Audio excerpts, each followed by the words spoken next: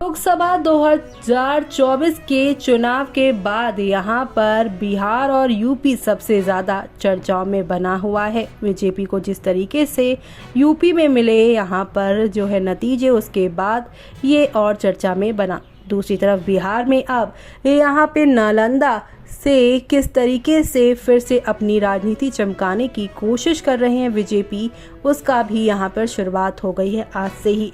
जी हाँ, आप सभी को बता दें कि क्या हो रहा है आगे, किस तरीके से यहाँ पर बिहार और यूपी में अपने काम को और ज़्यादा करके लोगों से वोट हासिल करना चाहती है बीजेपी, और इसके लिए उन्होंने बिहार के नालंदा को चुन लिया है। पूरी जानकारी यानी पूरी खबर जानने के लिए हमारे साथ जुड़े। जी हाँ, आपको बता दें कि प्रधानमंत्री नरेंद्र मोदी ने नालंदा विश्वविद्यालय के नए परिसर का उद्घाटन किया है। नालंदा के नए कैंपस के साथ ही अब भारत के उन विश्वविद्यालयों की भी चर्चा हो रही है जिन्होंने पूरी दुनिया को ज्ञान की रोशनी दी है, और इसमें तक्षशिला का नाम भी अहम है। दुनिया का सबसे पहला विश्वविद्यालय कहे जाने वाला तक्षशिला उस वक्त भारत की शान था जब दूसरे देशों ने इतने बड़े विश्वविद्यालय बनाने के बारे में सोचा भी नहीं होगा। तो जानते हैं कि तक्षशिला के बारे में और क्या क्या बातें हैं, और यहाँ पर वो नालंदा से कितनी दूरी पे है, ये सारी चीज़ें हम आपको बताएंगे। नालंदा के इतिहास के बारे में तो आपने बहुत जाना होगा, लेकिन क्या तक्षशिला का इतिहास आपको पता है? अगर नहीं तो चलिए आपको बताते हैं।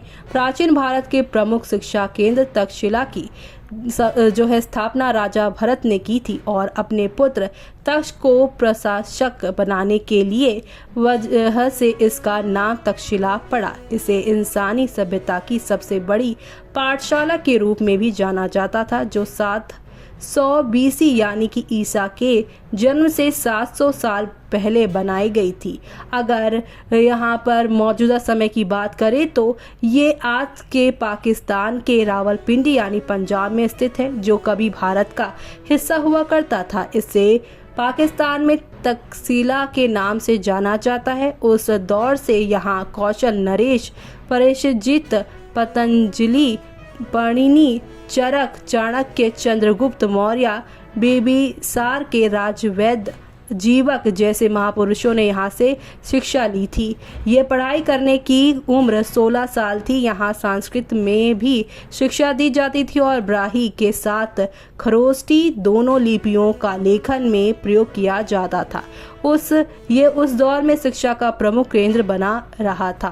तक्षशिला चाणक्य की वजह से ज़्यादा जाना जाता है। कहा जाता है कि चाणक्य द्वारा रचित प्रसिद्ध ग्रंथ अर्थशास्त्र की रचना तक्षशिला में हो ही रही थी। चाणक्य या कौटिल्य, मौर्य सम्राट चंद्रगुप्त और आयुर्वेदिक चिकित्सक चरक ने तक्षशिला में पढ़ाई की। यहाँ लॉ स्कूल, मेडिकल स्कूल और सैन्य विज्ञान स्कूल के साथ ही वेदों और 18 कलाओं के बारे में पढ़ाया जाता था। इसमें तीरंदाजी, शिकार और हाथी विद्या जैसे कौशल शामिल थे। क्या था खास? अगर इस विद्यालय की खास बातों पर गौर दिया जाए तो यह कोई फीस स्ट्रक्चर नहीं था और पढ़ाई के लिए फीस नहीं, गुरु दक्षिणा ली जाती थी। साथ ही यहाँ कोई कोर्स नहीं था और टीचर अपने हिसाब से पढ़ाई करवाते थे। तक्षशिला में कोर्स के नाम पर 8 साल तक पढ़ाई होती थी, जिसमें सिर्फ ज्ञान का फोकस होता था।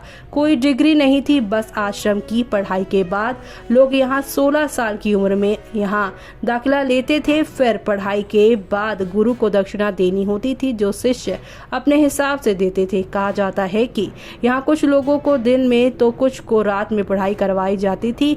अब बात करते हैं तक्षशिला और नालंदा में क्या फ़र्क था।